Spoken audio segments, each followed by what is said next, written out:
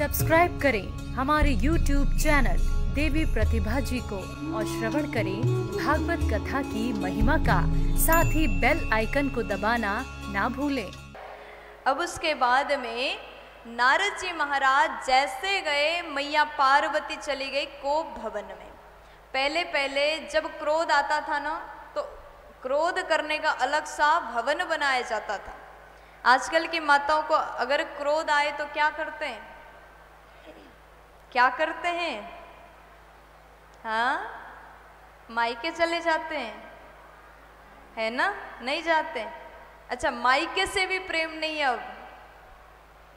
किस किस को मायके से बहुत प्रेम है? हाथ उठा के बता दो।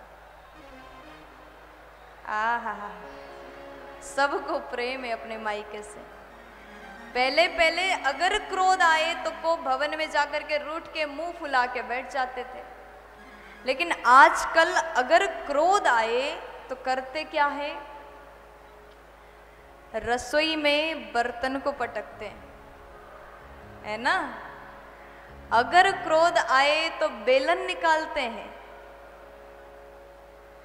अच्छा, आजकल के जो नए लोग हैं, नए बहुएं हैं, अगर क्रोध आए तो रोटियां जलाएंगी या फिर मोबाइल लेकर के अपने कमरे में जाके बैठ जाएंगे, भोजन नहीं बनाना, है ना? अब एक बात मुझे याद आ रही है, सुना दूं?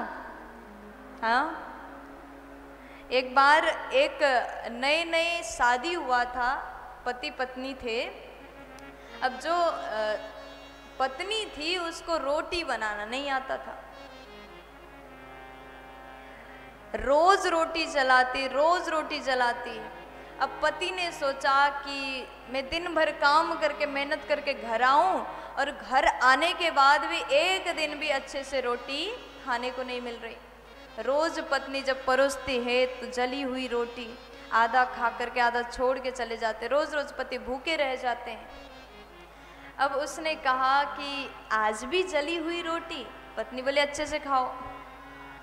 अब पति बोला कम से कम घी लगा देते तो अच्छा लगता। तो पत्नी ने कहा और घी चाहिए। भीतर से बेलन ले आई और जैसे एक मारा तो पति के माथे पर चोट लग गया। अब बेचारा पति अब कुछ बोल भी नहीं सकता डर के कारण। अब वहाँ से अपने दोस्त के घर में गया। दोस्त बड़ा अच्छा था। जब जैसे वो लड़का अपने दोस्त के घर गया, दोस्त ने कहा अपनी पत्नी से जा कर के कुछ नाश्ता, चाय नाश्ता ले आओ। चाय नाश्ता लेकर के आए। अब जैसे स्वादिष्ट नाश्ता कराया तब वो कहता है कि बड़ा स्वाद है भोजन में, नाश्ता में बड़ा स्वाद है। अच्छा ये बताओ पत्नी को कैसे खुश रखें? हमारी पत्नी तो बहुत ज़्यादा क्रोध करती है। तो उसने कहा बस इतनी सी बात, तुम्हारे घर में लड़ाई नहीं होती क्या? बोले नहीं। क्या करते हो? कोई तो उपाय होगा जिसके कारण पत्नी अच्छा भोजन बनाए, कभी लड़े ना। और आप लोग को चाहिए उपाय? हाँ, नहीं चाहिए? मतलब आपके यहाँ अच्छा रोटी रोज मिल रहा है? प्यार से बोलो। अब उस लड़का ने कहा कि बताओ ना, कोई ऐसी उपाय बता दो जिसके कारण हमारी पत्नी सुंदर भोजन बनाए।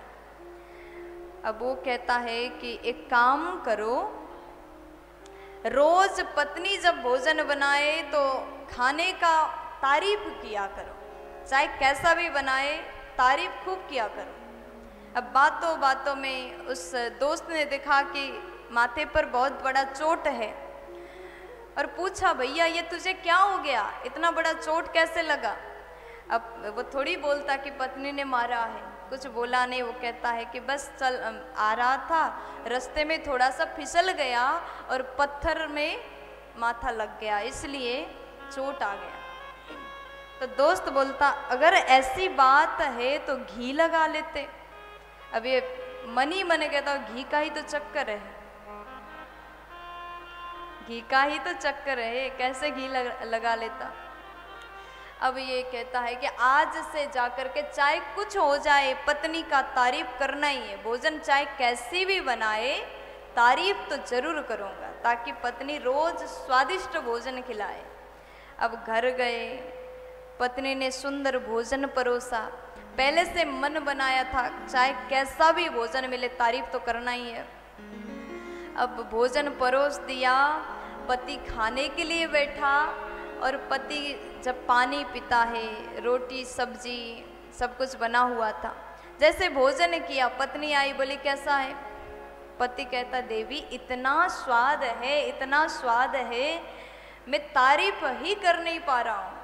ये रोटी तो रोटी नहीं, चांद है चांद, इतना स्वाद है। और तुम्हारे हाथों से जो मुझे पानी मिला है, पानी नहीं अमृत है अमृत। इस प्रकार जैसे स्वाद किया, तारीफ किया, पति ने खूब तारीफ किया। पत्नी सोचती है ये तो खूब तारीफ कर रहे हैं। धीरे से भीतर गए और पीछे बेलन छुपा के लाई। पति खूब खुश हो रहा था, आज तो अच्छा मैंने तारीफ किया, अब पत्नी खुश हो जाएगी। क्योंकि भोजन का तारीफ करो तो माताओं को बहुत ज़्यादा खुशी मिलती है। अब पत्नी बेलन लेके आई, फिर जोर से मारा। पति बोला अब क्या हो गया, तारीफ तो कर दिया। तब आज पत्नी कह रही है मैं सालों से भोजन बनाती आ रही, कभी तारीफ नहीं किया, और आज एक दिन मैंने क्या होटल से मंगाया, इतना तारीफ कर रहे हो। एक दिन होटल से क्या मंगाया, इतना तारीफ। अब देखिए पत्नियों को खुश करना बहुत बड़ी बात है। तारीफ करो तो प्रॉब्लम, नहीं करो तो प्रॉब्लम। अगर आप अपने गृहस्थ आश्रम में खुश रहना चाहते हैं तो एक काम करिए, पत्नी का तारीफ कर ही दीजिएगा। प्यार से बोलो